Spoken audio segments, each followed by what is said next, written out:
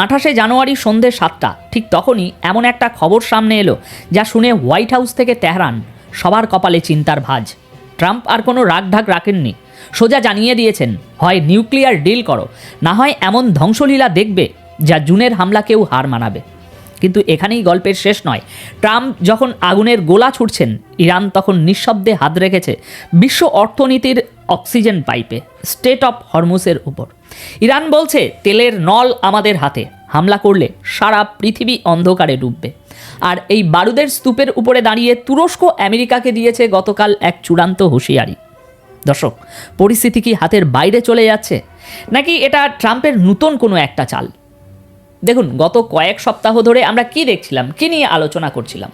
ইরানে আন্দোলন হচ্ছে, রাস্তায় বিক্ষোভ হচ্ছে, আর আমেরিকা সেই সুযোগে মানবাধিকার নিয়ে বড় বড় বুলি আওড়াচ্ছে, তাই তো? কিন্তু খেলাটা গতকাল ঘুরে গেছে। হঠাৎ করে সিনারিও চেঞ্জ। এখন আর বিক্ষোভ বা প্রোটেস্টের কথা বলা হচ্ছে না, হঠাৎ করেই এখন টেবিলের মাঝখানে এসে পড়েছে নিউক্লিয়ার বোম আর যুদ্ধ জাহাজ। কিন্তু কেন? কারণটা খুব সিম্পল। ইরানে বিক্ষোভের আগুন এখন কিছুটা স্থিমিত হয়েছে, বা বলতে পারেন নিয়ন্ত্রণে চলে এসেছে। তাই আমেরিকা বুঝতে পেরেছে যে শুধু বিক্ষোভ দিয়ে ইরান সরকারকে ফেলা যাবে না। তাই এবার ট্রাম্প বের করেছেন তার পুরনো কিন্তু সবচেয়ে ভয়ানক তাস, নিউক্লিয়ার থ্রেট, অর্থাৎ সোজা যুদ্ধের হুমকি, কোনো ঢাকাঢাকি না। আজকের প্রথম এবং সবচেয়ে ভয়ানক খবর, ডোনাল্ড ট্রাম্পের 7 মাসের আলটিমেটাম। ট্রাম্প পরিষ্কার বলেছেন, জুন মাসে যে অপারেশন চালানো হয়েছিল এবার তার চেয়েও বহুগুণ বড় হামলা হবে যদি ইরান আলোচনায় না বসে। চলুন এবার এই জটগুলো খোলা যাক। সবার আগে আসি ডোনাল্ড ট্রাম্পের গতকাল 28শে জানুয়ারির সেই বিস্ফোরক বিবৃতিতে। এ বাদেও আরও অনেক খবর আছে, এই খবরটা আগে মন দিয়ে শুনুন। সন্ধ্যা 7টার সময় ট্রাম্প যে ভাষায় কথা বলেছেন সেটা কোনো রাষ্ট্রনায়কের ভাষা না, সেটা একজন ওয়ার্ড লর্ডের ভাষা। তিনি রেফারেন্স টেনেছেন জুন মাসের। মনে আছে জুন মাসে কি হয়েছিল? আমেরিকা এবং ইরানের মধ্যে উত্তেজনা চরমে ছিল। ট্রাম্প দাবি করছেন তখন অপারেশন মিডনাইট হ্যামারের মতো গোপন অপারেশনে ইরানকে বড় ধাক্কা দেওয়া হয়েছিল। এখন ট্রাম্প বলছেন সেটা তো ট্রেলার ছিল, এবার যেটা হবে, যেটা আসবে, সেটা মেন পিকচার। ট্রাম্পের এই হুমকির টাইমিংটা লক্ষ্য করুন। এতদিন আমেরিকা বলছিল আমরা ইরানের জনগণের পাশে আছি, বিক্ষোভকারীদের সমর্থন করছি, আর আজ হঠাৎ বলছে নিউক্লিয়ার ডিল করতে এসো, নইলে মারব। এর মানে কি? এর মানে হলো ইরানে যে সরকার পতনের স্বপ্ন আমেরিকা দেখছিল বা দেখেছিল সেটা সম্ভবত বিক্ষোভ দিয়ে সফল হচ্ছে না। গ্রাউন্ড রিয়ালিটি হলো ইরানের সরকার প্রোটেস্ট অনেকটাই কন্ট্রোল করে ফেলেছে।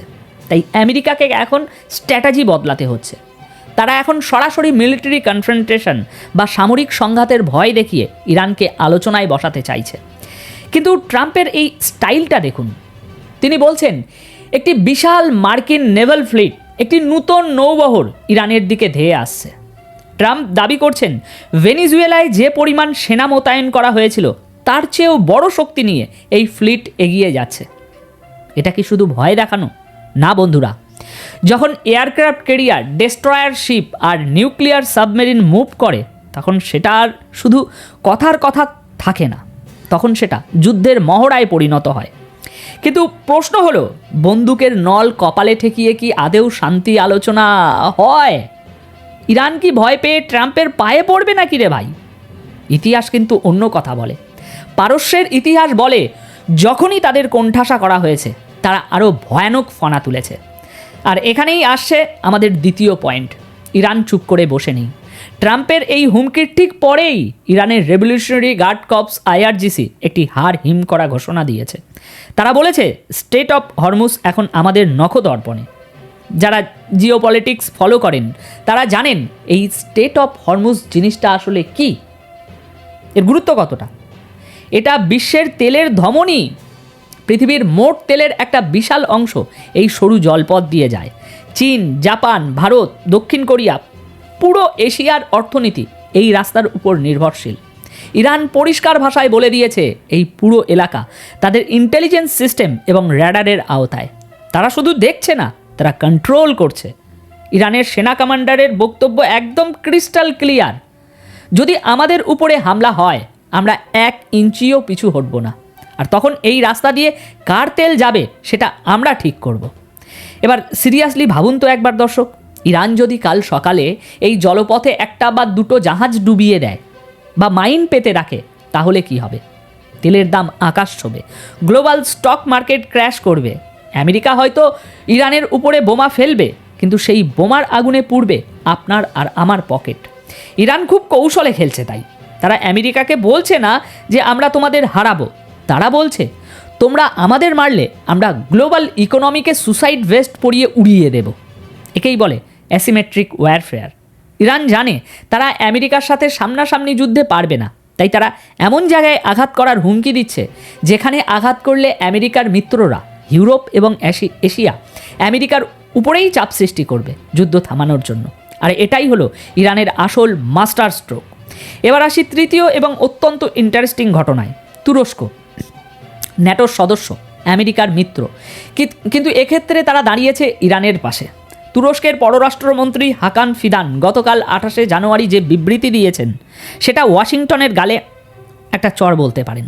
তিনি স্পষ্ট বলেছেন ইরান আলোচনায় রাজি, কিন্তু আমেরিকা যেভাবে এগোচ্ছে সেটা ভুল। আর যদি ইরানে আগুন লাগে, সেই আগুনের আঁচ শুধু ইরানে থাকবে না, পুরো রিজিয়ন জ্বলে উঠবে। কিন্তু দর্শক, তুরস্ক কেন এত চিন্তিত? কারণটা ভূ রাজনীতি। ইরানের ঠিক পাশেই তুরস্ক। যদি ইরানে যুদ্ধ লাগে, লক্ষ লক্ষ রিফিউজি তুরস্কে ঢুকবে। কুর্দি ইস্যু তখন মাথাচাড়া দেবে আরও বেশি করে। সিরিয়ার যুদ্ধ আবার নতুন করে জ্বলে উঠবে। তুরস্কের ইকোনমি এমনিতেই একটু টালমাটাল অবস্থায় আছে, তারা তাদের সীমান্তে আরেকটা আফগানিস্তান বা ইরাক হতে দিতে পারে না। হাকান ফিদান খুব দামি একটা কথা বলেছেন। তিনি বলছেন আমেরিকা যেন শক্তি না দেখিয়ে ডিপ্লোম্যাসি বা কূটনীতি ব্যবহার করে। তিনি আমেরিকার তৈরি করা সেই গল্প ভেঙে দিচ্ছেন যে ইরান জেদি, ইরান কথা শোনে না। তুরস্ক বলছে না, ইরান কথা বলতে চায়, কিন্তু তোমরা মানে আমেরিকা আগে তোমাদের বন্দুকটা নামাও। দেখুন, তুরস্ক এখানে ফায়ার ব্রিগেডের কাজ করছে।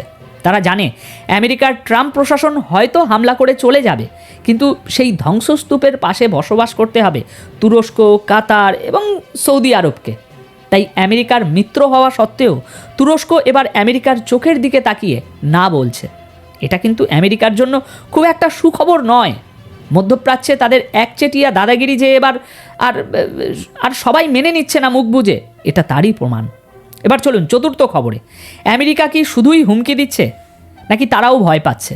এর উত্তর লুকিয়ে আছে তাদের ডিফেন্স ডিপ্লয়মেন্টে। খবর পাওয়া যাচ্ছে আমেরিকা মধ্যপ্রাচ্যে তাদের ঘাঁটিতে অতিরিক্ত পেট্রিয়ট মিসাইল সিস্টেম এবং থার্ড এয়ার ডিফেন্স সিস্টেম বসাচ্ছে। কিন্তু কেন? যদি আপনি এতটাই কনফিডেন্ট হন যে ইরানকে এক তুড়িতেই উড়িয়ে দেবেন, তাহলে এত হাই লেভেল ডিফেন্স সিস্টেম কেন রে ভাই? কারণ পেন্টাগন খুব ভালো করে জানে ট্রাম্প যাই বলুন না কেন, ইরানের মিসাইল ভান্ডার ও জিনিসটা ফেলনা নয়। ইরানের কাছে এমন ব্যালিস্টিক মিসাইল আছে যা নিমেষের মধ্যে ইরাক, সিরিয়া বা কাতারে থাকা মার্কিন ঘাঁটিগুলো ধুলোয় মিশিয়ে দিতে পারে। আমেরিকা হামলা করার প্ল্যান করছে, এটা যেমন সত্য, ঠিক তেমনই তারা জানে যে পাল্টামার আসবেই। অ্যাকশান এবং রিয়াকশান, নিউটনের এই সূত্র পলিটিক্সেও খাটে। আমেরিকা প্রিপেয়ার্ড হচ্ছে সেই রিয়াকশানের জন্য। আকাশপথে নজরদারি বাড়ানো হয়েছে, র্যাডার সবসময় অন। তার মানে কি জানেন? তার মানে হলো ডিসিশন মেকিং লেভেলে যুদ্ধ অপশানটা আর টেবিলের নিচে নেই, ফাইলের উপরে চলে এসেছে। এই যে ডিফেন্স সিস্টেম বসানো, এটা কোনো রুটিন মহড়া নয়, এটা যুদ্ধের আগের প্রস্তুতি। আমেরিকা নিশ্চিত হতে চাইছে যে তারা যখন প্রথম আঘাতটা আনবে, তখন ইরান যে পাল্টা থাপ্পড়টা মারবে সেটা যেন তারা আটকাতে পারে। কিন্তু বলুন তো, যুদ্ধের ময়দানে কি সবসময় সব অঙ্ক মেলে? দর্শক, এবার এই পুরো চিত্রটা একবার মিলিয়ে দেখুন।